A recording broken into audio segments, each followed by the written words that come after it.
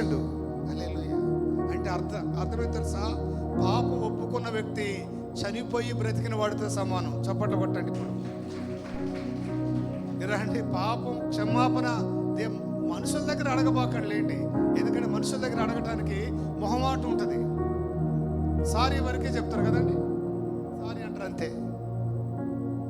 దేవుడి దగ్గర పశ్చాత్తాపంతో సారీ అంటే ఏంది? తప్పే కదండి, తప్ప లేరు. క్లాస్గా సారీ అంటే అయిపోయింది. సారీ అంటే గొప్పదా? నా తప్పు క్షమించండి బ్రదర్ అంటే నా తప్పు క్షమించండి అంటే అది హృదయపూర్వకం అనమాట. చూసారా, ఇతను రొమ్ము కొట్టుకొని ఏడ్స్తున్నాడు, ప్రభా నన్ను క్షమించి. ఆకాశం వైపు కనులెత్తి చూసి ప్రార్థన చేయలేదు, కానీ ఈ ప్రార్థన పరలోకానికి చేరిందాడు. చప్పట్లు కొట్టగలుగుతారా? హల్లెలూయా.